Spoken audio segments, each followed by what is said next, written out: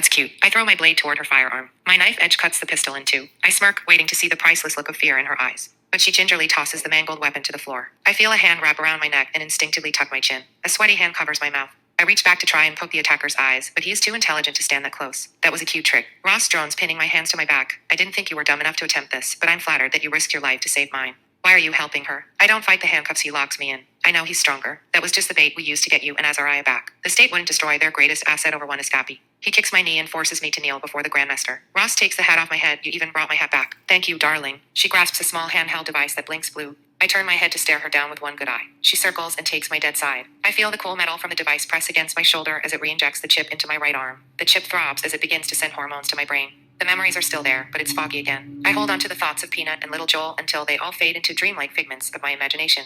What was the bioweapon for? I grit my teeth. The chip feels like a vaccine that never stops injecting fluids into my blood. It's for Project Advancement. The state is finally ridding the world of the parasites that feed on the able-bodied host. All life that is dependent on other humans is a drain on resources. Disabled people, the elderly, and unwanted children require the working class to give them their most valuable commodity, time. With these parasites gone, the state can be more productive. It's not a bioweapon, it's an advancement. And if need be, we'll use it to control shielding rebellions. You're sick. We have no use for idle hands. If they are dependent on someone else, are they human? Her cherry lipstick grins. It's almost humorous how her lipstick stains her perfectly white teeth. I can't help but think it looks like blood, making her look like the bloodthirsty creature she is. Ross pulls me up to stand. The throbbing sensation slows down as the hormones kick in. It's a battle to remember Az's name. Az is escorted into the room by 4 guards. He glares hard at the Grandmaster, and his gaze doesn't even flinch when the guard kicks him to kneel. He almost jeers with a straight face and a harsh tone. You got something in your teeth, Karen. Embarrassed, she digs in her jumpsuit pocket and fixes it in her blush mirror. Ross stands with his arms by his side like a robot programmed to assist her. After redoing her makeup, she chips him and tells the officers to put us on the helicopter. Ross offers to do it since he is the strongest. He lifts me to standing.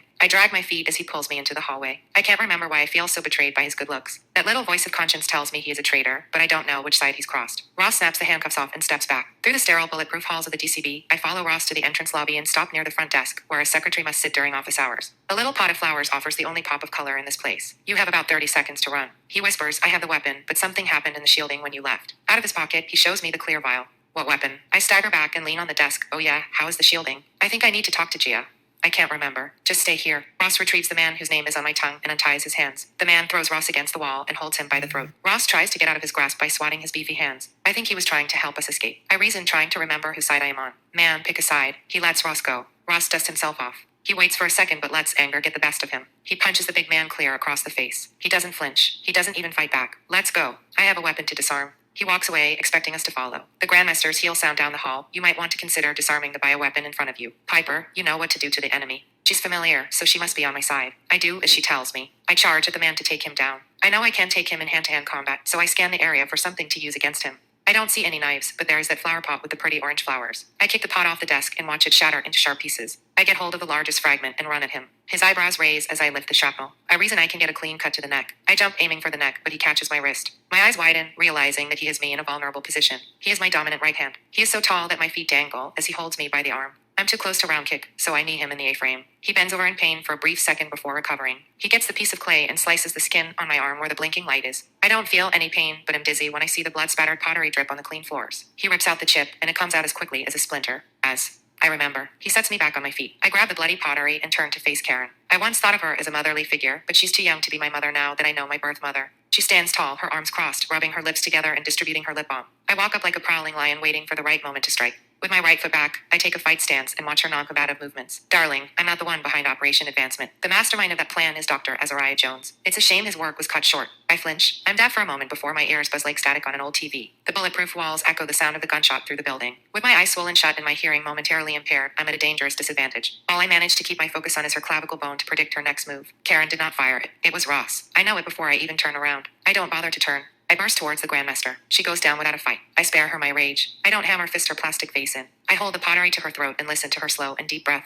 My blood drips down my arm, staining her porcelain skin. She's a wretched little woman, but I almost feel guilty about taking the life of someone who didn't fight back. So, I wait there for her to retaliate. You're weak. She spits, go ahead, do it. Only weak people are ruthless. Ross jams the cold barrel of his firearm into my head. I turn and pin his wrist with my elbow before he can blink. Then I twist his wrist till I have the gun in my hands. While I'm distracted, the Grandmaster makes a run for the exit. I break the gun in half with my hands and stand to fight Ross. I can't look at the wall and see Az soaked in his blood. It feels dishonorable. I throw a fake jab and hit him with a real cross. He replies with an attempt at a chokehold. After you left the shielding, Gia started an uprising among the detainees. I scream as I kick him with the bottom part of my foot, creating distance. That's why I'm going back to free them after you give me that vial. Don't bother. They put down the rebels. It wouldn't have happened, but you had to stir up insubordination. He puts up his fist, and his eyes get cloudy with tears. I step back and clench my hand into a fist. I cringe, feeling my blood coagulate between my fingers from where it's running down from the cut on my shoulder. I hate the stale metallic smell of blood that fills the room. The urge to take him down is fueled by irritation. Taking my anger out on Ross won't bring us back, but I do it anyway. I burst at him, knocking him with a clean hammer fist to the jaw. He manages to catch my arm as I recoil. He twists my arm, trying to take my dead side, but I am in range to knee him. As he bends over in pain, I retrieve my shoulder. I turn to pick up another piece of broken pottery when Ross throws me to the ground. I push all my weight into a solid ground kick. The kick does little, so I thrust the glass and cut him clean across the cheek to the lip. He tries to move the fight back to standing, but I roll, pinning him to the bloody tile. We are both panting as I hold him to the floor. I lift the pot shard towards the ceiling to finish him. I keep telling my hands to sink the makeshift knife, but I don't want to lose Ross. You finally passed your combat test. A rogue tear begins welling up in my eye. I hold it until my impaired vision blurs with the salty tear. I know I am weak. I was designed to kill, but I can't find the courage to take his life. His hand reaches up and touches my cheek. It's threatening, so I pin his arm back to the ground. I feel his muscles relax, signaling surrender. I take the vial from his pocket and throw it against the wall. The little glass bottle hardly sounds as it shatters into a million pieces. It's done. I've always had a little thing for you, you know. He blinks. I take a deep breath and let him go. I hate you. Then you should have killed me. He smears the blood on his face and backs away. As he heads for the exit, I rue the idea of turning around. I don't want to see Az dead. I turn slowly, hoping it won't be as bad as I think. To my relief, there's nobody, just a blood stain on the wall. Az?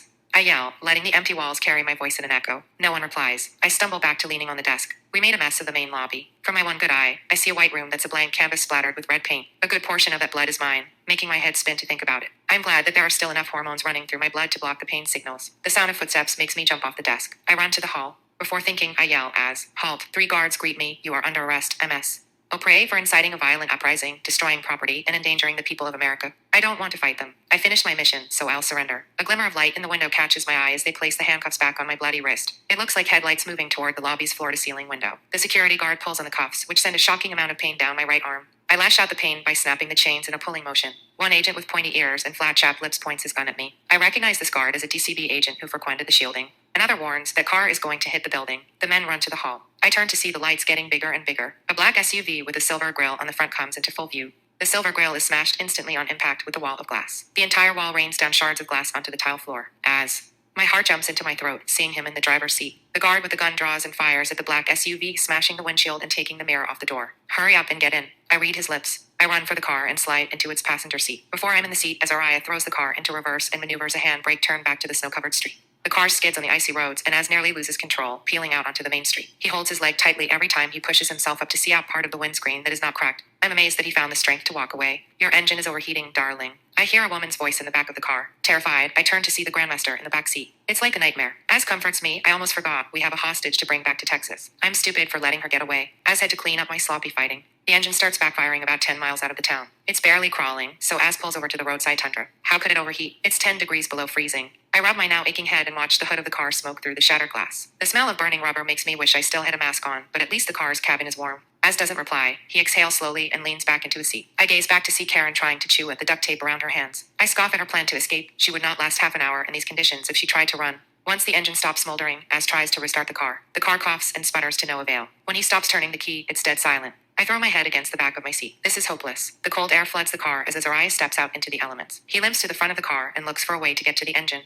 I lean across the console and pop the hood open. Az curses under his breath when he tries to open the hood and burns his fingers. I know I should help him. I bite the sides of my cheeks hard and brace for the cold. The cold takes my breath away when the wind stings every inch of my body. The air is so dry it hurts to breathe in. I would do anything to be back in the humid Texas air. I hate how the vast emptiness of the snow-covered prairie mocks us. I help Az open the hood. We stare at the blackness for a moment and pretend we know how to fix it, but it's clear we need Lily. We should have brought Lily. I get close to the warm engine. We barely made it out with our lives. I would never put Lily in that kind of danger. I explode. You knew Operation Advancement was not just made to kill the kids in the shielding. Why'd you lie? I didn't want to come back. I only agreed to help you because you agreed to help us. Plus, that's part of Operation Advancement to put down rebellions and shieldings. He mumbles, lowering his head. I got rid of the bioweapon. Which one? He crosses his arms to preserve heat. I smashed the little vial. That Ross said was the weapon. I shiver. That was just one of many I made for the state. Well, we left their main lobby looking like a murder scene. I guess we'll freeze or bleed to death at this point. Az starts to whistle some tune into the wind. The high-pitched song is getting on my last nerve. I fight the instinct to lash out with my words. Instead, I mumble, "Shut up." In the distance, there's a line of snow-covered trees near where the plane crashed. The state must have found it and put the fire out because it's not smoking anymore.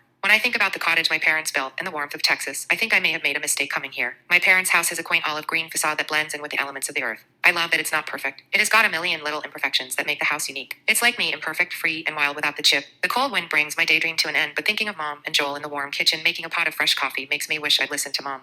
I hope they welcome me if I make it back.